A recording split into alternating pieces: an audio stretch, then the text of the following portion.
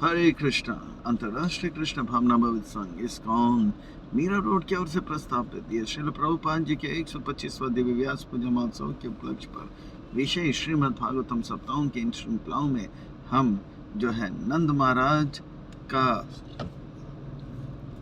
विद्याधर गंधर्व के चुंगल से बचना और शंकाचूड़ का वध कथा श्रवण करेंगे।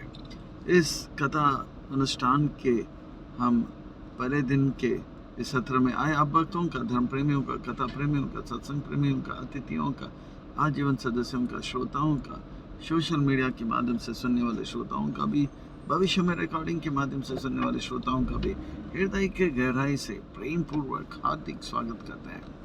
कहते हैं कि जब संसार के लोग हमें चुनते हैं तो हमें संसद में स्थान मिलता है, और जब भगवान हमें चुनते हैं तो हमें सत्संग में स्थान मिलता है। भक्तों, जो भगवान से करे प्यार वो सत्संग से कैसे करे इनकार। भक्तों, जो प्रभुपाद जी से करे प्यार वो सत्संग से कैसे करे इनकार। आज हम आप सब अत्यंत भाग्यशाली हैं। श्री श्री राधा गिरधारी जी के परम अनुकंपा एवं महत्व की कृपा से उनके छत्र छाया के अधीन में आश्रय प्राप्त हो रहा है और उनके चरण कमलों में सेवा का अवसर प्राप्त हो रहा है, और उन सेवाओं में भी मानव देह में प्राप्त होने वाली जो सर्वोच्च उत्कृष्ट सेवा है वह सत्संग का, श्रवण का, कीर्तन का वो लाभ हमें मिल रहा है। इसीलिए हम उन भगवान श्री श्री राधा गिरधारी जी, ललिता विशाखा, जगन्नाथ बलदेव सुभद्रा श्री गौरनीताय उनके परिकर सहित के पाद पद्मों पर नतमस्तक होकर कोटि कोटि वंदन प्रणाम अर्पण करते हुए हम प्रभुपाद जी जो कि संस्था के संस्थापक आचार्य हैं उनके चरणारविंद में कोटि कोटि वंदन प्रणाम अर्पण करते हुए गुरुदेव जो कि दयामय हैं, कृपामय हैं, करुणामय हैं, उनके चरणारविंद में कोटि कोटि वंदन प्रणाम अर्पण करते हुए यहाँ उपस्थित आप सब वैष्णव एवं वैष्णवी भगवत चरणों की मानवीय भक्त वृंदों के चरणों में प्रणाम अर्पण करते हुए आज के इस कथा के ओर अग्रसर होते हैं। आज के इस सत्र को आरंभ करते हैं, आज के इस प्रसंग को प्रारंभ करते हैं। यह श्रीमद् भागवतम वैष्णव भक्तों का परम धन है, यह श्रीमद् भागवतम वैष्णव भक्तों का प्राण है, यह श्रीमद् भागवतम अमल पुराण है, यह परमहंस संहिता है। परमहंस चक्र चूड़ामणि श्री सुखदेव गोस्वामी महाराज श्री उन भगवान कृष्णचंद्र के दिव्य नाम रूप गुण लीलाओं को स्मरण करते करते करते करते करते गंगा के तट पर आम्रन अनशन व्रत परायण परीक्षित महाराज जी को उन भगवान के दिव्य कथाएं श्रवण करा रहे हैं। और 3 दिन 4 दिन के लगातार कथा, ना तो सोए, ना तो खाए, ना तो पिए, ऐसे ना तो आराम किए, ऐसे परीक्षित महाराज जी को अब ब्रज के दसम कंद में ब्रज कथा श्रवण कराए। और उसमें भी अब जो है वर्णन आ रहा है कि कृष्ण किस प्रकार से अब रासलीला इत्यादि कर कर अब जो है वे 8 साल के हैं, और एक समय की बात है सारे ब्रजवासी यह सोच रहे हैं कि हम जो है मथुरा से उत्तर की तरफ एक स्थान आता है जिसे कहते हैं अंबिका वन, वहाँ पर जाए। तो इसलिए श्री सुखदेव गोस्वामी महाराज इस दृश्य को आंखों देखा हाल वर्णन कर रहे हैं। श्री सुकवाच एकदा देव यात्रायं गोपाल जात कौतुकः अनोबीर अनादुद युक्ते प्रायायुस्ते अंबिका वनम। एकदा, एक बार, श्री सुखवाच, तो सुखदेव गोस्वामी महाराज बड़े प्रेम से इस कथा को श्रवण करा रहे हैं। तो श्री का अर्थ होता है सुंदर, सुंदर एक ऐश्वर्य है। तो प्रश्न उठता है कि सबसे सुंदर कौन? तो ऐसा प्रश्न एक बार 500 वर्ष पहले ब्रिटेन का जो महाराजा है वो पत्र के द्वारा अकबर से यह प्रश्न किया, और अकबर ने इस प्रश्न का उत्तर देते हुए अपने 9 रत्नों में से एक उन्होंने तानसेन से यह प्रश्न किया। और तानसेन हम जानते हैं कि स्वामी हरिदास जो कि ललिता सखी के अवतार हैं उनके शिष्य हैं। और उन्होंने तुरंत इस प्रश्न का उत्तर देते हुए कहा, सबसे सुंदर, परम सुंदर, घन सुंदर, श्याम सुंदर, नील सुंदर जो है कृष्ण है, ब्रज सुंदर कृष्ण है। तो ये बात को सुनकर अकबर जो है प्रश्न का उत्तर तो दिया, पर 5-6 महीने के बाद उनके मन में ये बात जो है उनके मन में, उनके मस्तिष्क के पीछे कटकटाते रहे। और एक दिन पूछा, आपने कहा सबसे सुंदर, परम सुंदर, घन सुंदर, नील सुंदर, ब्रज सुंदर, श्याम सुंदर कृष्ण है, तो मैं उस सुंदर कृष्ण को देखना चाहता हूँ। तो ये जिज्ञासा उनके अंदर आ गया, वो ये इच्छा उनके अंदर आ गया, वो सुंदर कितने सुंदर है इस प्रकार से। और उस वक्त मीराबाई चित्तौड़ में अब राजा के साथ रहते थे, अपने पति के साथ रहते थे। तो चित्तौड़ आगरा से नज़दीक पड़ते, वहीं पे गिरधार गोपाल का दर्शन किया। बड़ा धन्य है अकबर कि वे मीराबाई का भी दर्शन पाया, गिरधर गोपाल का भी दर्शन पाया। उन्हें यह दर्शन इतना भाया, वो अपने गले से जो है सबसे बहुमूल्य रत्न मणि जो है उतारा और कहा कि ये मेरी ओर से जो है। और धन्य है अकबर जी, उनके जो है इस भेंट को भगवान ने स्वीकार किया, मीराबाई ने स्वीकार किया, भगवान को पहनाया था। कहने का तात्पर्य है यह एक प्रश्न कि सबसे सुंदर कौन, इस प्रश्न के कारण अकबर जैसे जो है बादशाह कहो या जहांपना कहो, जो कि मुगल राज्य के एक शासन में बहुत लोगों को कष्ट दिया है, उनको भी भगवान का दर्शन हो गया। सबसे सुंदर कौन? तो कहने का तात्पर्य सबसे सुंदर भगवान कृष्ण है। ये 6 ऐश्वर्यों में से एक ऐश्वर्य है जिससे वो सबको आकर्षित करते हैं। और हमारे अंदर, आपके अंदर जो सुंदरता है वो कुछ समय के लिए भगवान देते हैं, ताकि इस सुंदरता के माध्यम से हम भगवान का और प्रचार करें, भक्ति का प्रचार करें। तो सुखदेव गोस्वामी महाराज वो सुंदर भगवान का भक्त से जुड़े हुए हैं कीर्तन भक्ति के द्वारा, इसीलिए वो भी सुंदर। और हम आप श्रवण और कीर्तन के माध्यम से, श्रवण कीर्तन भक्ति के माध्यम से वो सुंदर भगवान से जुड़े हैं, इसलिए हम आप भी सुंदर। इसलिए श्री शुक वाच एकदा देव यात्रायम, एक समय की बात है, ये कहते हैं कि रासलीला के बाद और ये जो है वसंत ऋतु के बाद ये शिवरात्रि का समय है, फाल्गुन कृष्ण चतुर्दशी, यानी कि गौर पूर्णिमा से पहले, जो कि फाल्गुन कृष्ण चतुर्दशी ब्रजवासी जन जो है अंबिका वन गए थे, जो कि सरस्वती नदी के तट पर है, पाया जाता है अंबिका वन। और ये मथुरा के उत्तर पश्चिम के ओर पाया जाता है। और अंबिका वन में बहुत सुंदर शिव जी और पार्वती का एक उमा का जो है विग्रह है, उस दर्शन के लिए वे गए थे। और कुछ लोग कहते हैं कि अंबिका वन जो है सिद्धपुर गुजरात में पाया जाता है। तो एकदा देव यात्रायम, सारे ब्रजवासी निकल गए थे। गोपाल जात कौतुक, इस प्रकार से ये सारे ब्रजवासी जो है उस देवता का दर्शन करने के लिए, उनका पूजा करने के लिए, उनका आराधना करने के लिए, उपासना करने के लिए निकले। अनोबीर अनादुद युक्त, वो सब जो हैं अब बैलगाड़ी में बैठे हैं और प्रायायुस्ते अंबिका वनम, अंबिका वन के और प्रस्थान किए आगे। तत्र स्नात सरस्वत्याम, अब वजह की बात है, कृष्ण जो कि सबको आकर्षित करते हैं, कर्षण नीति कृष्ण सबको आकर्षण करते हैं, वो कृष्ण है। और वो कृष्ण जो है विशेष प्रकट लीला कर रहे हैं गोकुल में।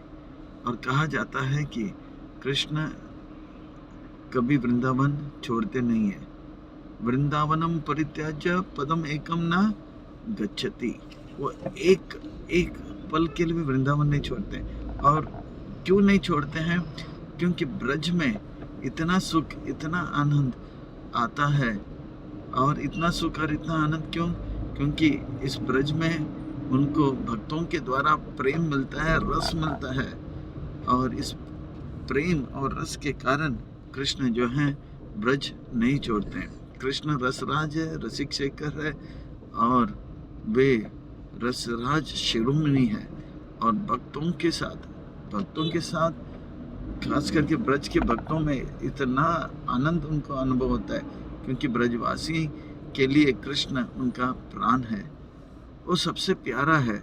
इसीलिए एक संत बड़ा सुंदर गाते हैं और कहते हैं, वृंदावन के नंद कुमारा सबके आंखों का तारा, कोई कहे इसे नंद का लाला, कोई कहे यशोदा दुलाला। तो कृष्ण इतने सुंदर है कि सारे ब्रजवासी ब्रज वृंदावन में कृष्ण सबके जीवन के केंद्र है। कृष्ण खुश रहे, कृष्ण प्रसन्न रहे, कृष्ण संतुष्ट रहे। कृष्ण जो है हमारे आंखों का तारा है। और वो किससे प्रार्थना करते हैं? नारायण से प्रार्थना करते हैं, नरसिंहदेव भगवान से प्रार्थना करते हैं। उनके लिए भगवान कौन है?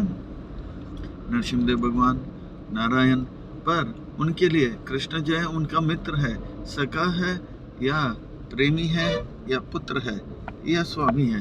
पर उनको कभी ऐसा नहीं लगा कि कृष्ण भगवान है। ये तो हमें आपको पता है प्रभुपाद जी की कृपा से। और ये है ब्रज का भाव, और ये ब्रज का भाव प्रभुपाद जी के अंदर है, और वही ब्रज का भाव प्रभुपाद जी हमें भी देना चाहते हैं। तत्र स्नात सरस्वत्यां देवां पशुपतिं विभो अनाचुर अर्तय भक्तिया भक्तिं च निर्पते अंबिका। तो मजे की बात है कि कृष्ण वृंदावन छोड़ते नहीं है, पर ये सब वृंदावन छोड़ के मथुरा के उत्तर दिशा में जा रहे हैं। तो कृष्ण कुछ बोले नहीं, क्योंकि ये लोग ज़्यादा दूर नहीं जा रहे हैं, इसलिए कृष्ण उन सबको सहन किए। और अब जो है वह कह रहे हैं कि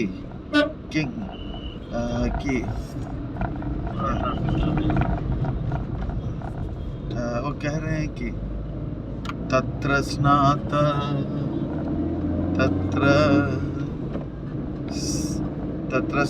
सरस्वत्यां देवां पशुपतं विभम् अनाचुर अर्हनिर्भक्त्या देवीं च निर्पते अंबिके।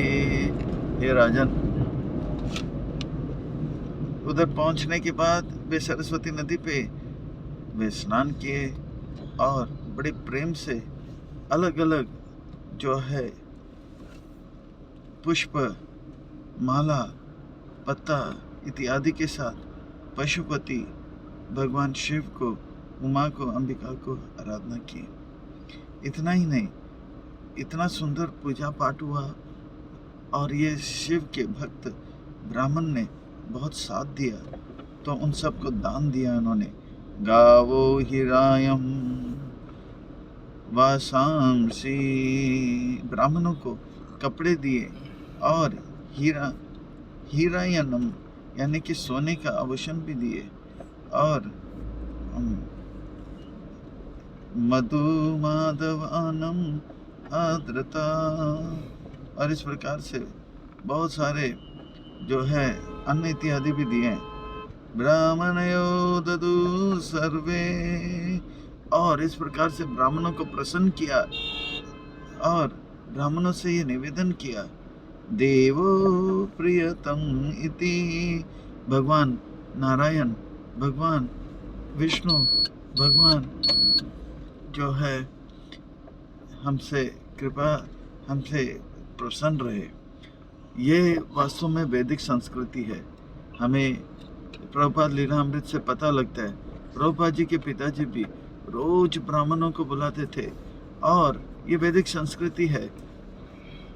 सबसे पहले हम राजभोग बनाते हैं, भगवान को भोग लगाते हैं और खाने से पहले बोलते हैं कि कोई भूखा है, दरवाज़ा खोल के हम बाहर लोगों को बुलाते हैं, कोई भूखा है, फिर 3 बार बुलाते हैं, कोई भूखा है, जरूर कोई ना कोई आता है तो उनको खिलाते हैं।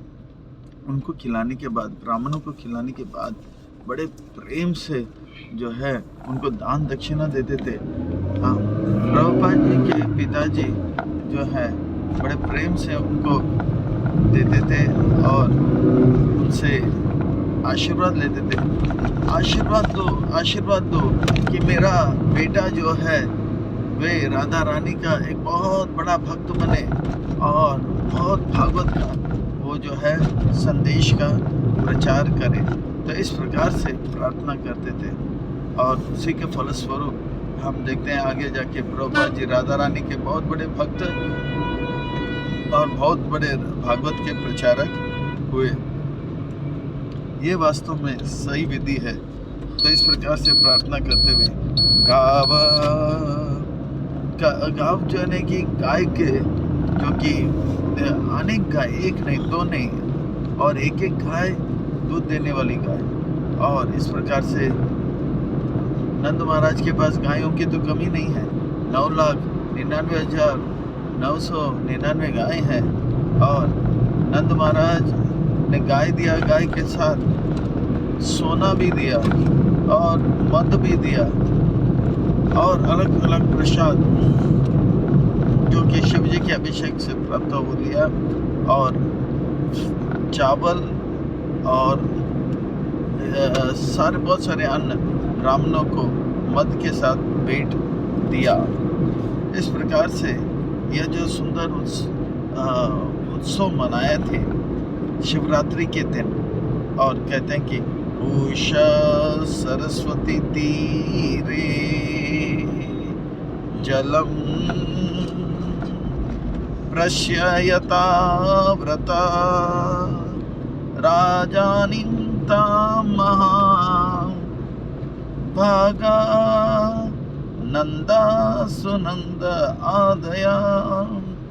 नंद महाराज सुनंद जो है बड़े भाग्यशाली थे कि वे उस वक्त जो है उस शिवरात्रि को सरस्वती के तट पर मनाए और पूरी तरह से व्रत का पालन किए। और इस व्रत में वे लोग कुछ खाए नहीं, केवल जल पिए। नंद महाराज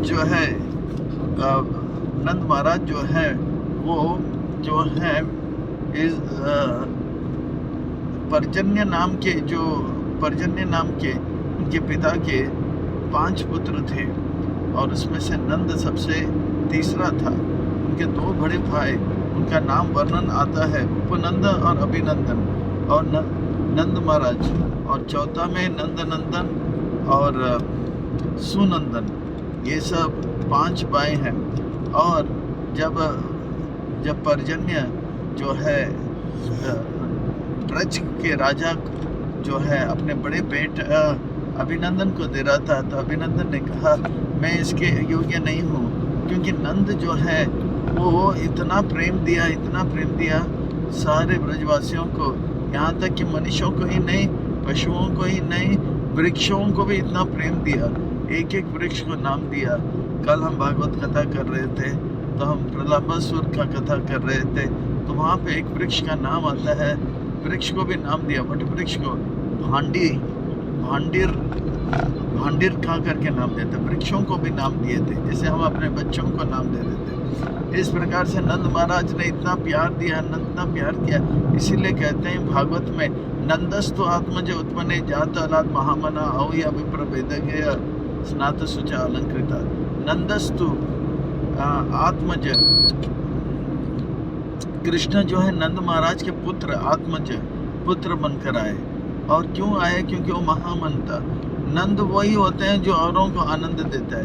औरों को आनंद देने का अर्थ होता है औरों को खुशियाँ देना।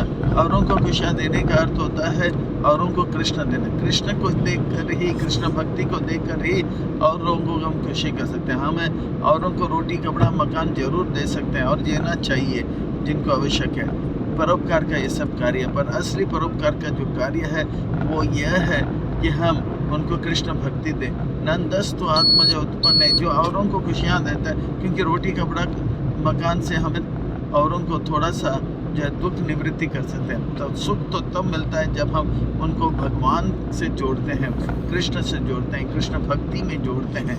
और जो औरों को खुशियाँ देता है वही नंद होता है, औरों को जो आनंद देता है वही नंद होता है। और जो आनंद होगा, औरों को आनंद देगा, उन्हीं के जीवन में भगवान आनंद देने के लिए या तो पुत्र या मित्र या प्रेमी के रूप में आता है।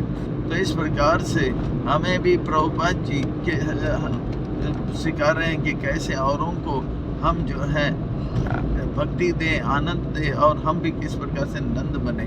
और जब तक कोई नंद नहीं बनेगा तो तब तक उनके जीवन में भगवान नहीं आएंगे, क्योंकि जो औरों का भला करता है भगवान उनका भला करता है। और सबसे बड़ा परोपकार का कार्य यह है कि हम औरों को कृष्ण दें। हम किसी भूखे को खाना देते हैं तो 3 घंटे के बाद फिर से भूख लग जाता है। हम किसी गरीब को कपड़े देते हैं तो 3 महीने के बाद उनको फिर से कपड़े की आवश्यकता पड़ती है। हम औरों को अब जो है हम औरों को दवाई देते हैं, फिर से बीमारी होगा फिर से। और मान लो कि हमने किसी ने कहा कि बार बार क्यों देते हैं, उनको कुछ ऐसा दे दो कि मांगने की आवश्यकता नहीं। हमने किसी को नौकरी दिया और नौकरी से उनको रोटी कपड़ा मकान दवाई का फॉर्मूला, ये जो समस्या दूर हो गया। पर अगले जन्म में जब वो जन्म लेगा तब उनको वो गरीब होगा तो उनको नौकरी चाहिए होगा तो आप कहाँ होंगे। इसीलिए ये सब तो देते देते उनको कृष्ण भक्ति देना बहुत जरूरी है। तो ये परोपकार का सबसे बड़ा कार्य है। कर भला तो हो भला हो जाता है। इसीलिए औरों का जब हम कृष्ण भक्ति देते हैं, औरों को आनंद देते हैं, कर भला तो हो भला हो जाता है। भगवान हमारा भला करते हैं। तो इस प्रकार से नंद महाराज के बारे में वर्णन आता है कि अभिनंदन ने जब कहा कि नंद को राजा बनाओ तो उतने में पूरे ब्रजवासी आनंदित हुए। और इतना ही नहीं, स्वर्ग से देवता लोग ने पुष्प को बजाया, वर्षा किया और भोंपू बजाया और ढोलक बजाया और नंद महाराज की जय कहा।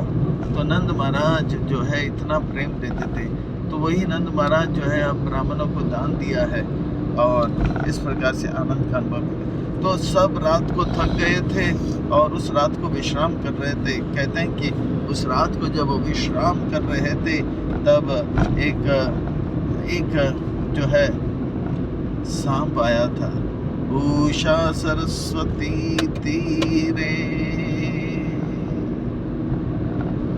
इस प्रकार से सारे ब्रजवासी पानी पीकर व्रत किए थे, अब थक गए थे और वे सब जो है अब आराम कर रहे थे रात को। कश्चिन महान अहिस तस्मिन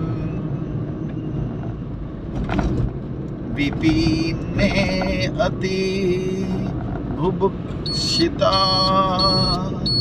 यदृच्छया गतो नंदम शयनम उरागो अग्रसे। उस रात को बड़ा खतरनाक, बहुत ही डरावना एक भूख से तड़पता हुआ बुभुक्षु, जैसे बुभुक्षु मुमुक्षु होते हैं जो मुक्ति के लिए ललायित रहते हैं, भूख के से ललायित पीड़ित होता है उसको बुभुक्षु कहते हैं। वैसे एक सांप जो है एकदम से पेड़ के नीचे से आया और उन्होंने अपने चंगुल में नंद महाराज को, सोते हुए नंद महाराज को पूरी तरह से लपेट में ले लिया। और लपेट में लेने के बाद वो धीरे से नंद महाराज के पाँव को अपने मुंह में खींच रहा था और घुटने तक जब नंद महाराज आया तो नंद महाराज के होश ठिकाने में आए। उनको पता लगा कि वो जो है एक सांप के मुंह में आ गया। इसलिए महाअही, महाअही का अर्थ है बहुत भयंकर जो है सांप, खतरा। और उरा का अर्थ होता है उसे पेट तक निगल लिया था, अब केवल उनका छाती रह गया और उनका सर रह गया। और इस प्रकार से वो सांप जो है उसे लिया था। ये सांप जो है इसे काल का प्रतीक भी कहा जाता है। तो काल जिस प्रकार से हमें जो है जन्म लेने के बाद हम सब काल के गाल में जाते रहते हैं, जन्म होते ही हम मृत्यु के निकट जाते रहते हैं। ऐसा कोई नहीं है जो जन्म लिया है और उसका मृत्यु नहीं है। सबका जन्म है, उसका मृत्यु है। इसलिए कहते हैं जात से ध्रुव मृत्यु। अगर मृत्यु अगर है तो इस बार हमारा जो मृत्यु होगा, भक्ति सिद्धांत सरस्वती ठाकुर कहते हैं इस बार हमारा मृत्यु होगा तो आखिरी मृत्यु होगा। और इसका अर्थ होता है इसके बाद हमें भौतिक शरीर नहीं मिलेगा, आध्यात्मिक शरीर लेना चाहिए। इसलिए ये जो मनुष्य जीवन मिला है इसमें पूरी तरह से इतना तीव्र भक्ति करे, अच्छे से भक्ति करे कि इसके बाद जो मृत्यु होगा, अब जो मृत्यु होगा वो आखिरी मृत्यु होगा और अगला जन्म जो होगा आध्यात्मिक शरीर में होगा, भगवान के धाम में होगा, भगवान के लीला में होगा। और इस प्रकार से ये जो मृत्यु है हमारा आखिरी मृत्यु होना चाहिए। अब के बाद हम जो है हमारे जितने भी भौतिक कार्य है उसे पूरा करके पूरी तरह से सांस छूटने तक हमें जो है भगवान का भक्ति में लग जाना चाहिए। भगवान की भक्ति में लगकर अपने जीवन को सार्थक करना चाहिए। आप बोलोगे हम कलयुग के कर्म से युगबद्ध जीव हैं, हम कैसे जो है भगवान के धाम जा सकते हैं? तो कहते हैं कि प्रभुपाद जी के इस आंदोलन में इतना बल है कि अगर हम ईमानदारी से 16 माला का जब 4 नियम का पालन करेंगे और इस्कॉन को नहीं छोड़ेंगे तो प्रभुपाद जी वादा करते हैं कि अगर वो पूरी तरह से 100% सर्वधर्मान परित्याज न हुआ तो भगवान प्रभुपाद जी कहते हैं कि कोई बात नहीं, उनके लिए वैकुंठ का दरवाज़ा बंद रहेगा। पर वो कहते हैं कि वैकुंठ जाने का उनको मौका नहीं मिलेगा। तो प्रभुपाद जी कहते हैं मैं स्वयं आऊँगा और उसे लेकर जाऊँगा। वैकुंठ का दरवाज़ा बंद रहेगा तो मैं वैकुंठ से ऊपर आपका लेकर जाऊँगा, साकेत धाम के ऊपर लेकर जाऊँगा। आपको मैं जो है द्वारिका से दूर लेकर जाऊँगा, आपको जो मैं है मथुरा से दूर गोलोक वृंदावन का जो मुख्य द्वार बंद होगा तो गोलोक वृंदावन के पीछे वाले दरवाजा में लेके जाऊंगा। और पीछे वाले दरवाजा में मैं एक छोटा सा दरवाजा जिसका चाबी राधा रानी ने दिया उससे मैं जो है आपको लेकर जाऊंगा और आपको स्थान दूंगा। पर ईमानदारी से 16 माला जब 4 नियम का पालन करना। और इतना ही नहीं, खास करके भक्ति में वैष्णव अपराध से बचे रहें और वैष्णव सेवा करते तो अपने आप हम ऊपर जाएंगे। प्रभुपाद जी यहाँ तक है अगर जो मेरे ग्रंथों का वितरण करेंगे, रामेश्वर प्रभु का ये पत्र लिखते हैं, कहते हैं कोई जो भक्त मेरा ग्रंथों का वितरण करता है, प्रभुपाद जी कहते हैं मैं स्वयं आऊँगा और उन्हें भगवत धाम लेकर जाऊँगा।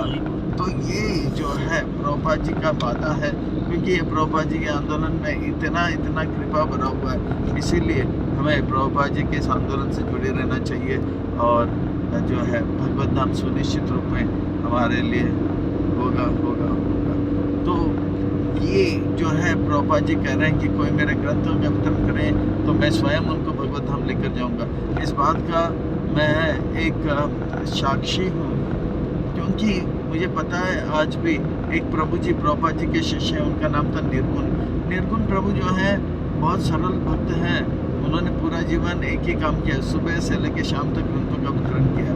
वो इतना सरल है कि वो कभी भारत भी नहीं आया था, अमेरिका में का पैदा हुआ था, अमेरिका में था, पर उनका शरीर साथ नहीं दिया, शरीर था कष्ट दे रहा था। तो ऑपरेशन के लिए भक्तिवेदांत हॉस्पिटल भारत में मुंबई में महाराष्ट्र में मुंबई में मीरा रोड में आए थे और तब हमारे मंदिर में आए। तो मुझे आज भी याद है, बड़ा सरल स्वभाव के थे। उन्होंने सरल प्रवचन दिया, एक संडे लव फेस्ट और एक सादा भागवतम क्लास। उसके बाद उनका शरीर साथ नहीं दे रहा था तो पता लगा कि कैंसर से पीड़ित हैं, तो उन्हें मायापुर लेकर गया था। मायापुर में जब लेके गए थे, उनका समय आ गया था, तो भक्त लोग जो है कीर्तन कर रहे थे, और एक दिन की बात है, वो अचानक से वो बेहोश पड़ गया, कोमा में चल गया। 3 दिन के बाद जब उनको होश आया, तब उनका गुरु भाई हरीशौरी प्रभुपाद जी के प्रिय शिष्यों में से एक, जो प्रभुपाद जी के लिए बहुत कुछ किए थे, और उन्होंने एक सुंदर ग्रंथ प्रभुपाद जी के स्मृति में लिखे, ट्रांसेंडेंटल डायरी, वो प्रभुपाद जी के जो सेक्रेटरी नहीं सेवक बने रहे थे, और उन्होंने बहुत सेवा किया था, मालिश किया था। प्रभुपाद जी के साथ जो भी घटना है उन्हें स्मरण करके एक ग्रंथ लिखा, ट्रांसेंडेंटल डायरी। वो अपने गुरु भाई जो कि निर्गुण प्रभु हैं, उनसे पूछते हैं कि क्या हुआ, तो बोलते हैं मुझे इनविटेशन मिला। कौन सा इनविटेशन?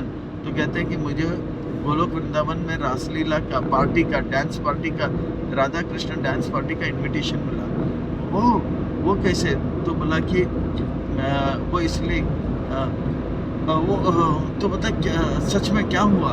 तो बोलते हैं कि मैं राधा रानी और कृष्ण की रासलीला में भाग लिया। तो बोला आप क्या कर रहे थे? बोला राधा और कृष्ण खेल रहे थे, डांस कर रहे थे, और उनको पसीना आ रहा था, वो थक गए थे। और मैं बोला कि मेरा सेवा था कि मैं गुलाबी रंग का कपड़ा पहनकर, गुलाबी रंग का एक प्याला में गुलाब का जो है, गुलाबी रंग का शरबत जो है तैयार करती हूँ, और राधा रानी जैसे ही थक जाती है तो उन्हें पिलाती हूँ। तो आप कौन हो? तो बोला मैं जो है एक छोटी सी मंजरी हूँ। तो बोला अरे वाह, और आपको इनविटेशन मिल गया, आमंत्रण पत्र मिल गया?